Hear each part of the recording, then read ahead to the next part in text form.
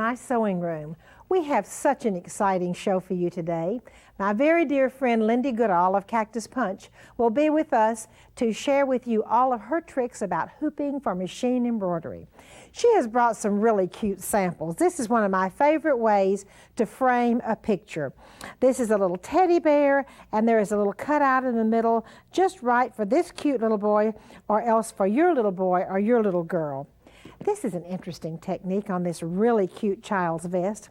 Lindee has just done a quilting outline with some furry felt. Very, very simple. Put the fabric down, go around it, trim it away. She's also done the same thing on the back of this adorable child's vest. Just putting the fabric down, using a quilting outline, and this is really quick and simple. I think this is so cute. This is a polar fleece. Old MacDonald had a farm with the cute little animals traveling around the polar fleece. There's a little pig and a little chicken and a little lamb. You know, machine embroidery can either be absolutely adorable or completely elegant. This collar with the beautiful Madeira border has a really pretty, almost shadow work looking bow with little machine-made bullion rosebuds scattered all around. You want to do something quick and fun? I think we all like that. This is a little onesie purchased at a discount store, and you've just simply taken eyelet and done machine embroidery to attach the eyelet, or just done zigzagging to attach the eyelet, and little machine embroidery in the middle. Now this, of course, is one of my very favorites. Look at this beautiful, very simple christening gown. Lindee has put the cross and little heirloom designs, but this is what I think is really interesting. There is just a little front panel over the gown. It almost looks like it has a little bolero or a little jacket. Then let's go all the way down this gown and see how pretty it is with the little heirloom birds and the little leaves and the little bows, and then stopping at the bottom with a really pretty lace ruffle. And now I'd like to have my friend Lindee Goodall teach you some wonderful things about hooping for your machine embroidery.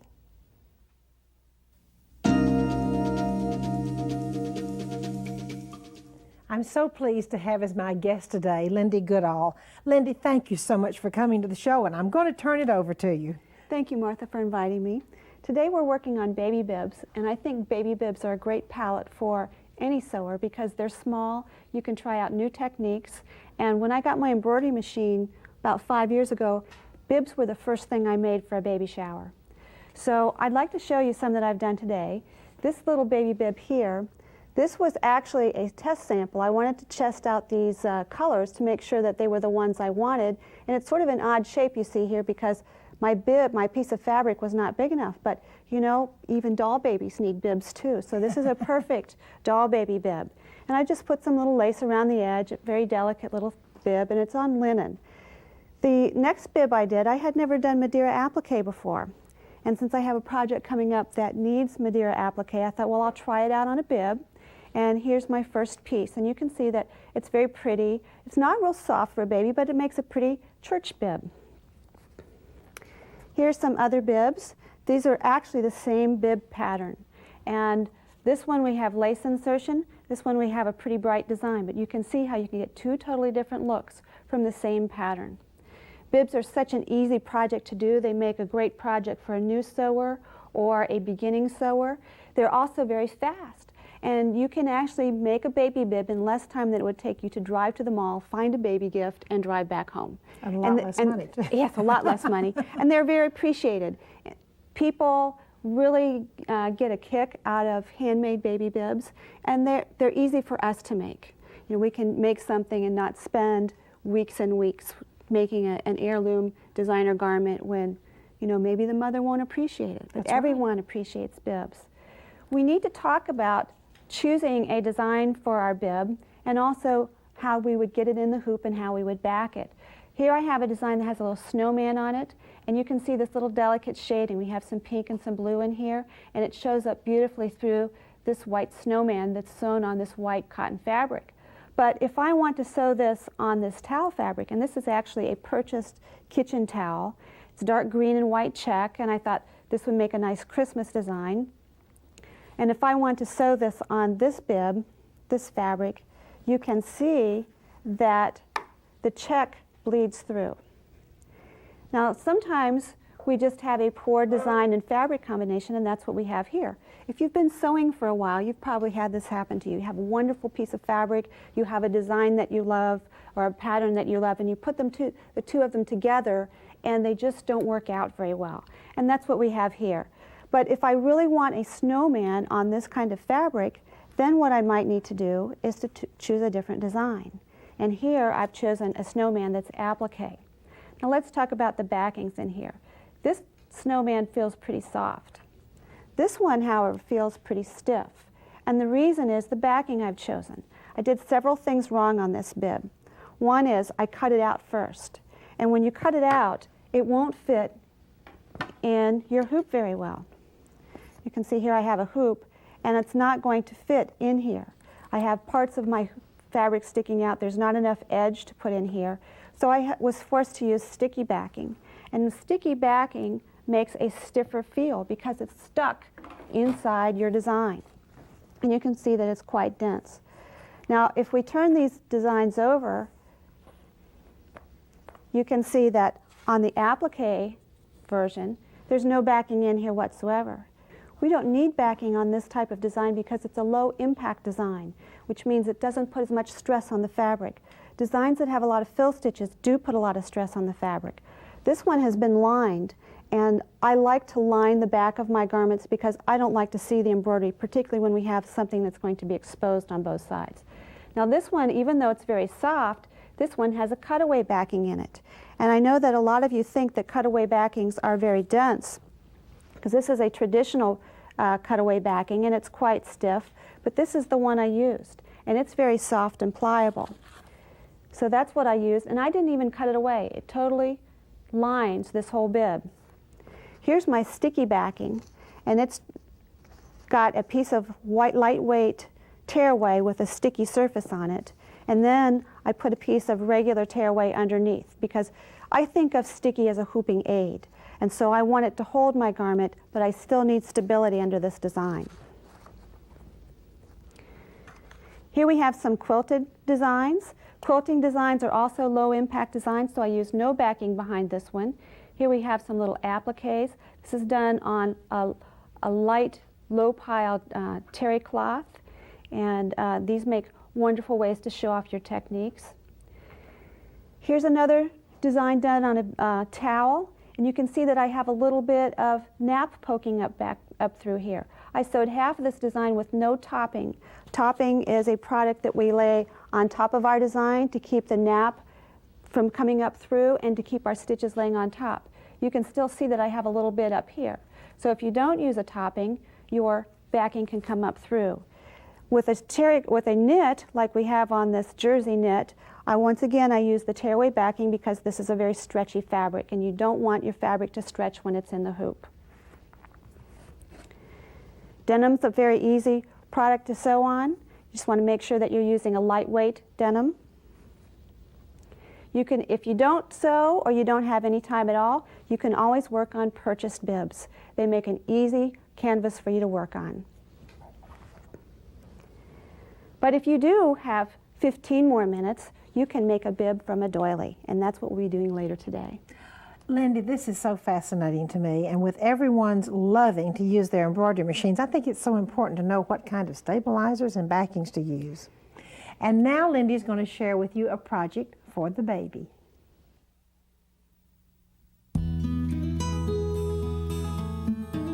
I think you're going to really like this brand new way to use a purchased doily. Lindee, show us that darling project. Well, this is an easy project, Martha, and I came up with this because have you noticed that with all the labor-saving devices that we have these days that you have any extra time? No. So if you have just 15 extra minutes beyond your embellishment time, you can make one of these bibs. I have a purchased doily right here. These are fairly inexpensive. They come in round sizes and square sizes, and you can see what I've done with them here. Here I have a Humpty Dumpty. Here I have some heirloom florals.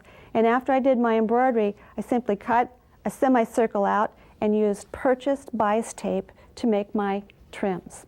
And it's just so easy. And here's what we're going to do. We'll take our bib. You can make your own bias binding, or you can use purchased. But we have some problems with this. And the problem is that if we're going to do this in the embroidery hoop, we can't really fit this in our hoop very well. The lace is not going to hold very well, and it's going to stretch and distort around here. Also, you'll see that in my corners, I'm not going to be able to get this in the hoop. So I'm going to use a sticky backing for this. And also you can see I have my Humpty Dumpty design, and I've taped it down to my hooping table here. I like to use an aid to help me make sure that I get everything hooped straight. And it's right, I've drawn a crosshair on here, and it's marked in the center of my hoop. And I have a hole cut out through my sticky. And the reason I've done that is because I don't want any sticky backing left in here. Because remember when we saw on the towel that it made it very stiff. So what I'm going to do is I've heavily starched my doily, and now I'm going to line it up, and I can see through my doily to get it where I wanted. And I'll just press it down onto the sticky backing. And then I'm going to use a piece of lightweight tearaway, and I'll slide this underneath my hoop. And then when I'm ready to embroider, I just put it in my hoop and I'm ready to sew. Once I'm done with my sewing, then I'll just take some round shape, or you can take another bib that you already have that you like the shape of, that fits well, lay it down, trace a line, cut it out, and then put your bias binding on there. Lindee, how easy can it get? Thank you so much for joining me in my sewing room today, Lindee. Thank you for having me, Martha. And now I have a home decorating project for you.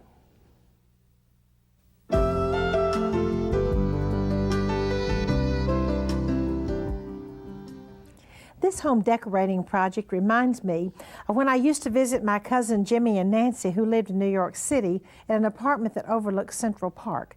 Their furniture was all done in wonderful beiges and browns, and they had very sophisticated pillows. As a matter of fact, I think one of their chairs was even covered in a cashmere wool fabric. This is such a pretty pillow. Very sophisticated lady pillow. It's a fuzzy wool pillow, and let me turn it over on the back. It just has a plain fuzzy wool back. This pillow is made out of a sweater that you're not going to wear anymore. Very easy to make, so let me share with you how to do it. We have the whole sweater here, which we've already cut the bottom of the sweater off, and so I'm going to have a little quick cut here. Take the top of the sweater. Now I am left with the front, except I've already turned it right side out. Hang on just a minute. I haven't turned it. It's wrong side out now. Let me turn it right side out for you. I'm left with part of the front of the sweater and part of the back of the sweater. In order to make a beautiful pillow, you just simply come in, serge around all three of the edges down enough to where you can turn it right side out, as I have done here. Come in, of course, turn it right side out properly. Make a pillow form to fit this, and finish sewing it up after you put your pillow in it. And this is a wonderful way to recycle some of those sweaters that you're not going to wear anymore. You know, another idea I thought of on this pillow, when Joanna was in high school, she had some really pretty sweaters with wonderful teacher things and ballerina things, all kinds of things woven into it or knitted into it. This would be a great idea to make memory pillows off of some of her old sweaters that she loved when she was in high school but probably doesn't wear now. This would be fun to have to make memory pillows also. And now I have some hand embroidery for you.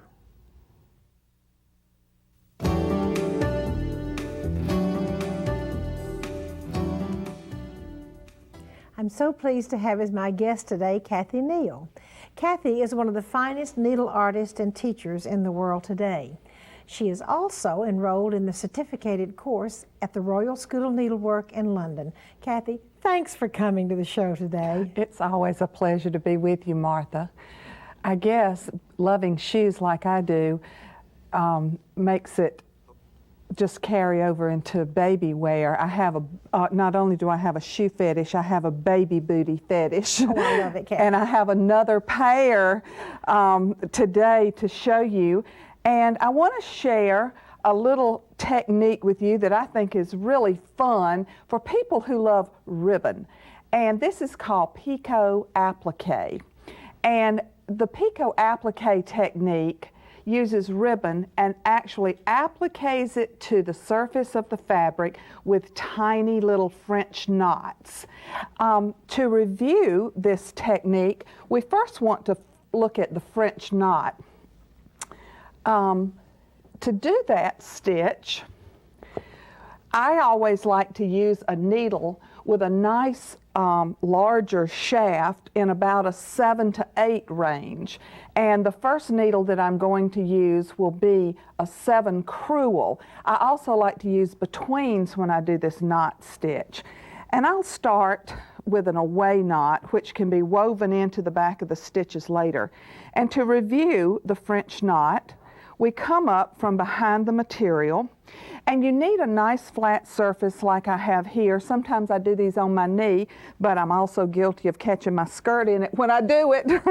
So anyway, to do the French knot, it's nice to have 2 hands to work with, because what you want to do is hold the tip of your needle very close to where the thread emerges, and wrap it around the needle 1 time and bring the needle back in very close to where it came out. You don't want to go in the same hole, but in a hole that your needle makes about 1 fabric thread away. And notice how, as I'm pulling it through, I use this thumb to hold that thread nice and taut until it gets near the end. And that way you have a nice French knot. If you wrap more than once, that's okay, but if you wrap more than once, then it's called a bullion knot. It does give more bulk, as you can see. It gives more bulk, but to be technically correct, more than 1 wrap is a bullion knot, whereas the 1 is a French knot. And that's the stitch that we're going to use on this. Can I ask you a question? Yes. Do you always use just 1 strand of floss on a French knot? No. Okay. In fact, if you want bigger knots and more bulk, you can accomplish that 2 ways, Martha. You can either increase the strands of thread you use, or you can use a larger needle. You can switch from a French knot to a bullion knot. It's all a matter of how much bulk you need in that stitch. And I will tell you that after you we're going to do our Picot applique now, and I will tell you that in order to do this, you'll need to select a ribbon that is, you don't want a ribbon that's very stiff. I've used your 4mm silk thread here, and you see that I've made a bow. I actually tied it like I would a shoe, and I've actually put it down on the surface of the fabric and pinned it in place, right in my hoop here. And I'm using silk du peony, and this little ribbon works quite well with the beautiful silks. And what I want to do is come up from the back of the fabric. And to do this, especially on shoes that are going to be lined, and I'm using 5-stranded silk floss, and I'm using 2 strands. And it's interesting that you should ask, because the 2 strands seemed compatible. What I would suggest you do is lay a sample piece of ribbon down and do some French knots. We're actually trying to make this look like Picot edged ribbon. And so all we do is we come up, and when we come up here, what we want to do is we want to come up through both the ribbon and the fabric when we come up. We want to make our French knot, and you can wrap toward you or you can wrap away from you. And when we take the needle back down, note that it only goes through the fabric. And to make this look really authentic off the edge, to make it look really authentic, make sure that you do not stitch on any folded edge. And by doing that, you assure the look of real Picot ribbon. And by adding your delicate little embroidery stitches, and I've even used a couple of little real freshwater pearls on these little booties just to add some interest. But the silk ribbon and the silk du peony really make an elegant pair of baby shoes for a special occasion. Oh, Kathy, that is so beautiful. And I know that you and I have talked about our experiences in the Bethnal Green Museum in London. Yes. They had the most beautifully embroidered baby shoes, mostly on silk, the du peony or the silk satin. But that was the first place that I ever saw beautifully embroidered baby shoes. Yes. Kathy, those are so pretty. Thank you so much. And next I have a quilt square for you.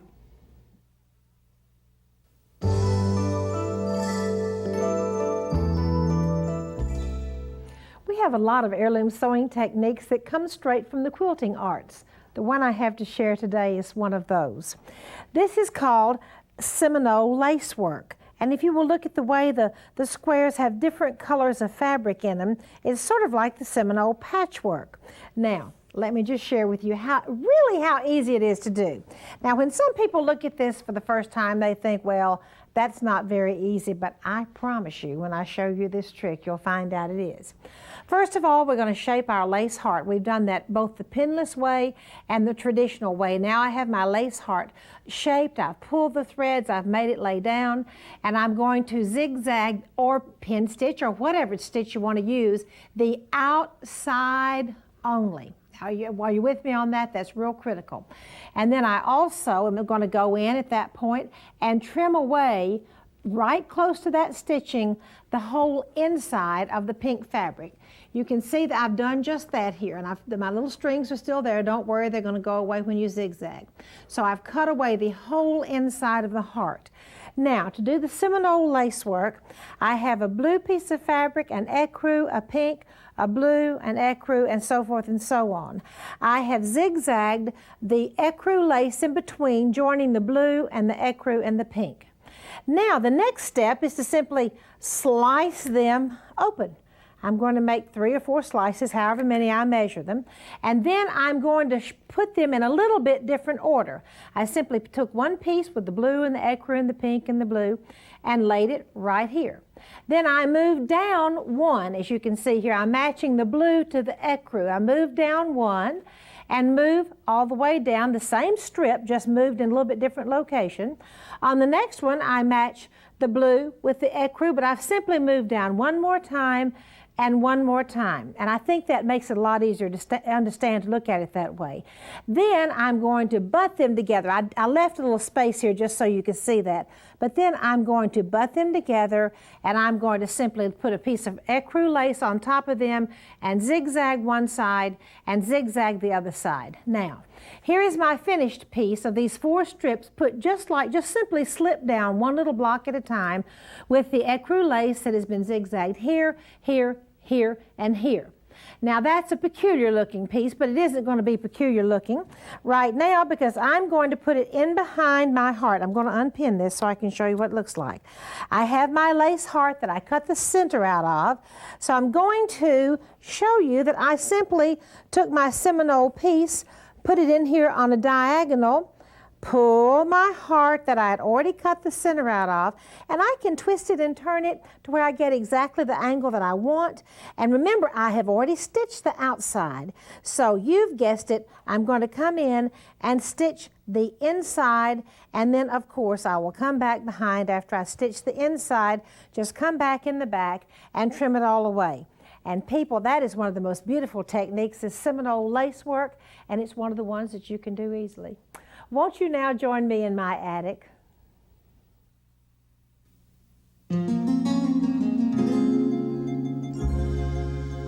This is a beautiful little christening cape and christening dress. I would just like for you to have the pleasure of looking at it. And while you're looking at it, I'm going to tell you a funny little story. I bought this at the Paris flea market, and we had already purchased, Joe and I were roaming through, and we had already purchased everything really that I thought I should purchase, and probably Joe thought the same thing.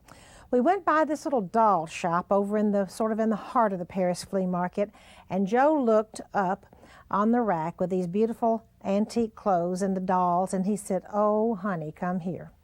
And I said, "Joe, it is beautiful, but you know, you told me I'd about spent all you thought I could spend." He said, "Well, I think we have to have this one." So, needless to say, I was very happy, and I went ahead and bought it. I thought you would enjoy seeing it. Thank you for joining me in my sewing room, and I'd like to invite you back next time.